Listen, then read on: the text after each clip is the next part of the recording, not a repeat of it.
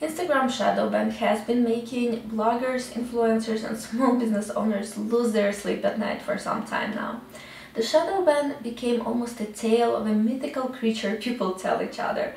No one knows exactly how it looks or where to find it, but they continue sharing their stories and spread rumors. So what is Instagram Shadowban? As the name suggests, it's a ban from Instagram, however not a complete one. Despite the scary name, a shadow ban is more like a time out than exile. It's a ban from the vibrant Instagram community, not the app itself. How do you know if your account has been shadow banned? The easiest way to check if you've been affected is to see whether your posts appear under the hashtags you're using. If they don't, chances are you've been shadow banned, unless you're using hashtags like love, instagood, which update content at a rate of 10,000 new posts per minute. Another way to check whether your account has been affected is to see whether other users can see your account. You might direct message some of your existing followers to ask them whether they can see you. Another way to know for sure is to ask people who might not follow you on Instagram whether they can find your profile through search.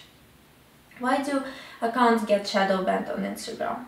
No one knows exact reasoning. However, it's safe to say that you can earn a shadow ban by not complying with Instagram's terms and rules.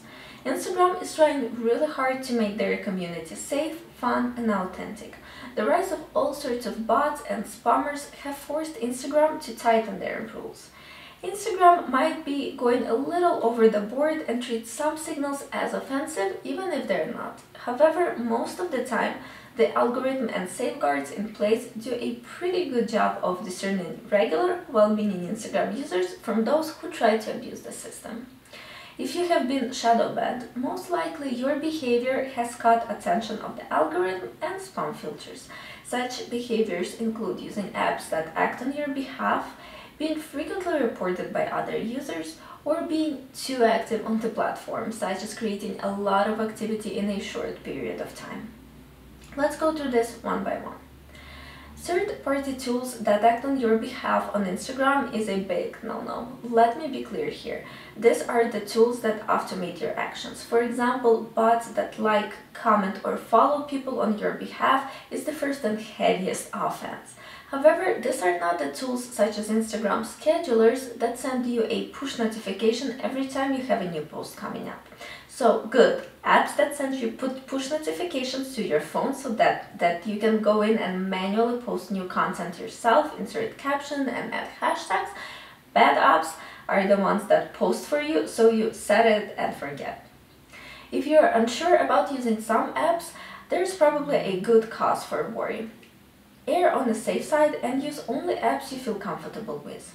Next on the list is being frequently reported. This, of course, is a result of some sort of spam on your part.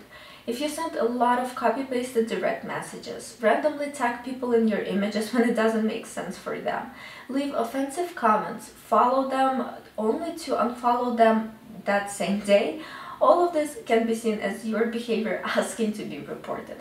Think about whether your interactions can be annoying for some people. Finally, you might be stretching Instagram's hourly activity levels. For example, if you mindlessly like all the posts you see or follow everyone you can find, spam filters will be triggered and you may or may not receive a notification that says you've reached hourly limit for a specific action. Slow down a notch. Like only the images you really enjoy, comment on posts you really feel prompted to respond to. Finally, follow the accounts you're genuinely interested in and not for the sake of a follow back. There's a lot of advice going around using some sort of patterns to catch attention and get a follow back, such as liking 4 images, commenting on one, and then following the account, also known as 411. I don't know for sure, but I'm quite positive that these pattern behaviors will catch the attention of spam filters. Genuine engagement with the content on the platform cannot be that pattern, so I recommend staying away from using any sort of patterns to engage with the community. It's generally a good rule that if some gross hack sounds funny or silly or awkward to use, it's not a good gross hack, so try to abstain from those no matter how much gross they promise. Recall that saying that if something sounds too good to be true, it probably is. Plus, sometimes Shadowban might be triggered by the use of notorious hashtags. You might have seen some hashtags feeds that display a message that reads the community that has reported some content that may not read Instagram's community guidelines. A lot of seemingly innocent hashtags have been banned. Plus, over time, they can be banned and unbanned depending on the content that's being posted and whether people continue to report it. So, what do you do if you have been affected? Obviously, Shadowban negatively affects your account and your ability to leverage the platform. The most simple yet most effective advice is to act like a human and not a bot. Engage with your community authentically. First of all, if you engaged with Instagram authentically, it's pretty difficult to reach hourly limits as reading posts and commenting mindfully takes time. Plus, there won't be a rhythm or pattern to your liking or commenting, so it won't catch spam filters' attention. Of course, check your hashtags somewhat frequently to make sure that you're not using any of the flagged hashtags in your post. It's also generally a good idea to use a variety of hashtags so you have some variety and it's not copy-pasted. What do you do if you suspect you have been shadow banned? First of all, don't panic. If you haven't been completely banned from the platform itself, there's a very good chance you'll be fine. Most of the time, questionable apps can trigger spam filters. If you've recently started using new apps, or even if you've been using them for quite some time, it might be best to minimize their access to your account. From the desktop version, go to Authorized Applications in the left sidebar of your account settings and go through the whole list. Revoke access for any apps you haven't used in a while or don't recognize. Also, think whether this list is missing any of the apps you are using. If you use Instagram apps but they do not appear in this list you see in your account, this is a huge red flag. Shady apps use shady access to your account. Next, check all of the hashtags you've been using for the message mentioned above, especially the ones you use frequently. Also, slow down a notch and only like, comment and follow minimally but steadily. Show Instagram that you're not a spammer or a bot. Most users that have been affected by this and reported this have been fine within a couple of days.